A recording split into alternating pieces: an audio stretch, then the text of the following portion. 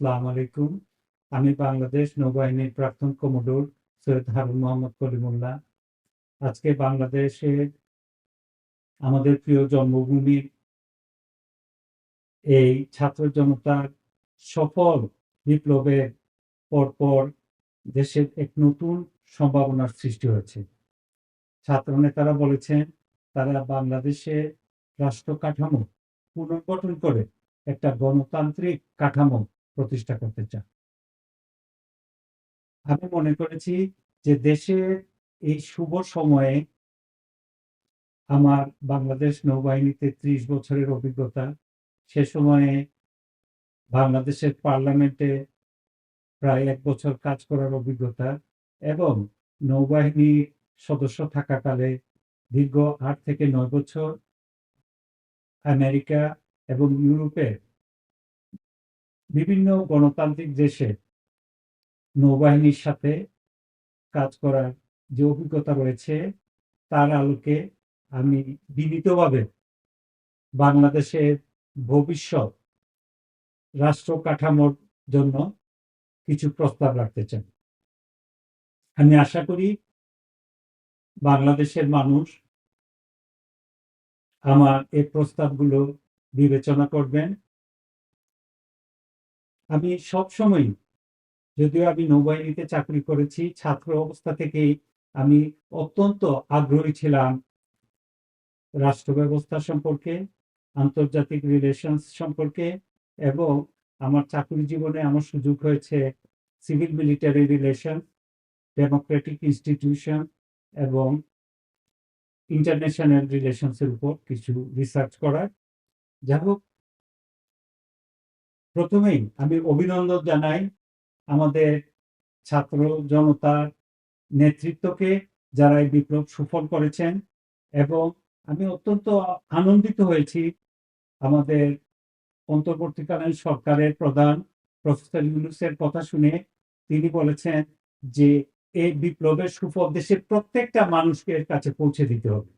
দেশের প্রত্যেকটা মানুষ যাতে বিপ্লবের সুফল উপভোগ করতে পারে, সবার অধিকার যাতে নিশ্চিত হয় এবং সবাই যাতে দেশে নিরাপদ থাকে, তিনি একথা বলেছেন।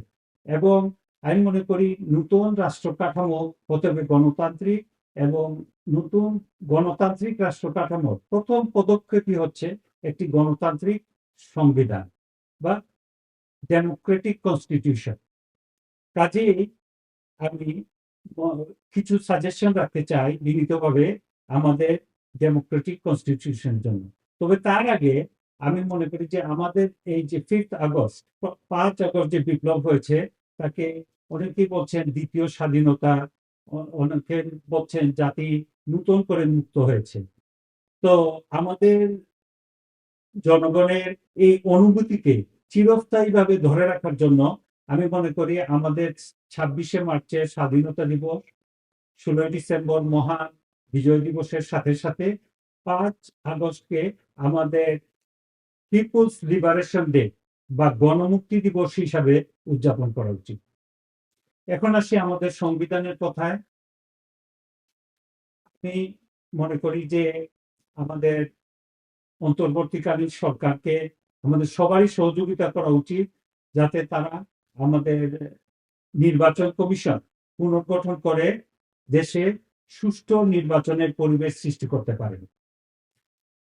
তারা, আশা করব, সুষ্ঠু নির্বাচনের পরিবেশ সৃষ্টি করার পর আমি মনে করি প্রথমেই তাদেরকে পদক্ষেপ নিতে হবে গণতন্ত্রের প্রথম ধাপ অর্থাৎ স্থানীয় সরকার নির্বাচনে এবং একই সাথে একটা কনস্টিটিউশনাল অ্যাসেম্বলি নির্বাচনের জন্য। এই কনস্টিটিউশনাল অ্যাসেম্বলি নির্বাচিত হতে পারে দেশের প্রত্যেকটি জেলার মানুষের সরাসরি ভোটের মাধ্যমে এবং প্রত্যেক জেলা থেকে ২ জন করে কনস্টিটিউশন অ্যাসেম্বলির সদস্য নির্বাচিত হবেন এবং তারা কোনো পলিটিক্যাল পার্টির সদস্য হবেন না। এই কনস্টিটিউশনাল অ্যাসেম্বলি নির্বাচিত হওয়ার পর তারা দেশের গণতান্ত্রিক সংবিধান প্রণয়ন করবেন এবং এই সংবিধানে প্রণয়ন হওয়ার পর প্রয়োজনে তা গণভোটের মাধ্যমে অনুমোদিত হবে। তো আমি প্রস্তাব করতে চাই যে আমাদের কনস্টিটিউশনে একটা 2 চেম্বার পার্লামেন্ট হবে। এই কনস্টিটিউশনাল অ্যাসেম্বলি হবে আপার চেম্বার, যার মেয়াদ হবে 6 বছর, এবং কনস্টিটিউশন অনুমোদিত হওয়ার পর লোয়ার হাউস বা লেজিসলেটিভ অ্যাসেম্বলি নির্বাচন অনুষ্ঠিত হবে। লেজিসলেটিভ অ্যাসেম্বলি নির্বাচনটা হবে দলীয় ভিত্তিতে, কিন্তু প্রপোর্শনাল রিপ্রেজেন্টেশনের মাধ্যমে।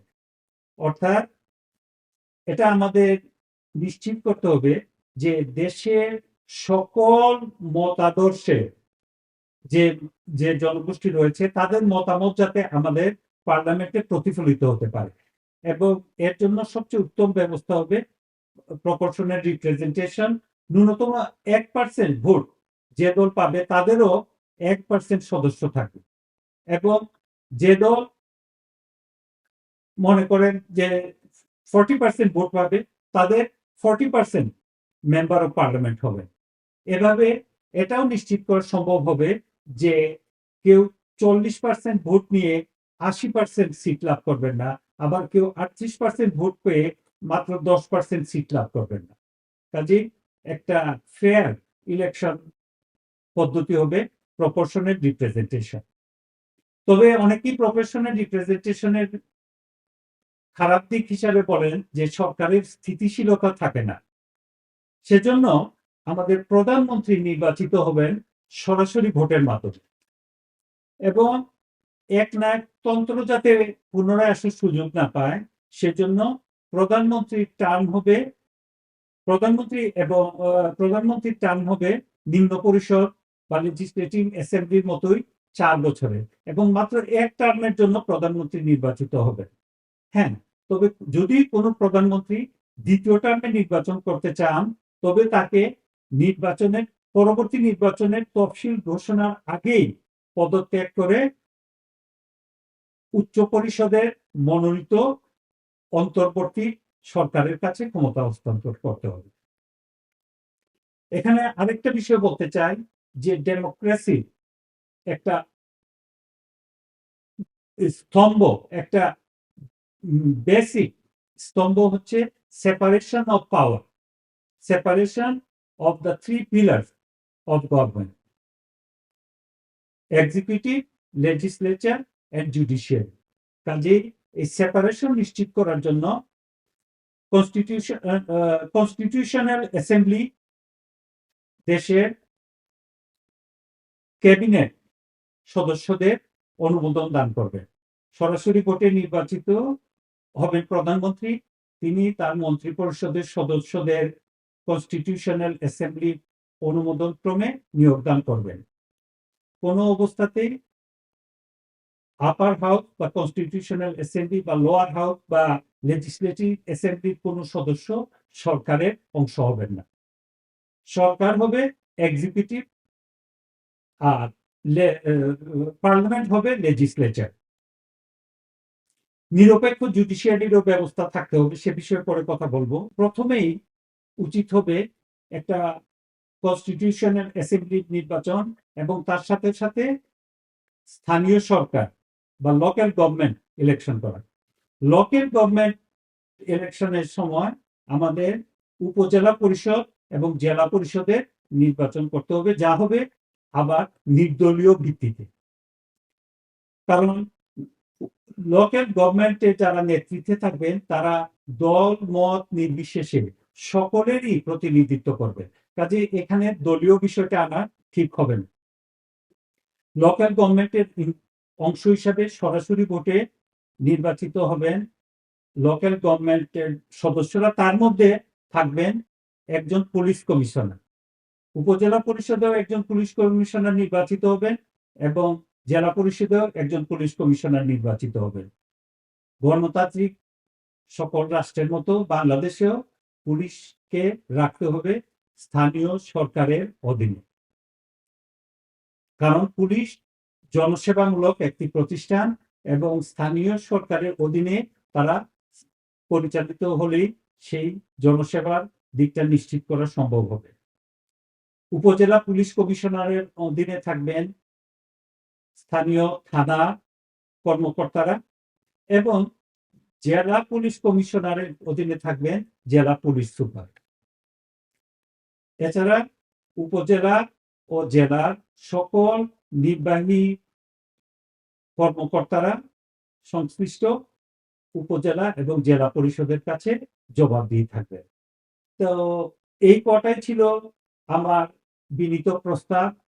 আমি আশা করি আপনারা তা বিবেচনা করবেন। কারো যদি কোনো সাজেশন থাকে, কমেন্ট থাকে, আপনারা তা কমেন্ট বক্সে লিখবেন, যাতে আপনাদের এই সাজেশনও সকলের সামনে উঠে আসে এবং আমরা একটা সুন্দর গণতান্ত্রিক সংবিধান পেতে পারি। সবাইকে ধন্যবাদ। ভবিষ্যতে আবার কথা বলবো। আসসালামু আলাইকুম।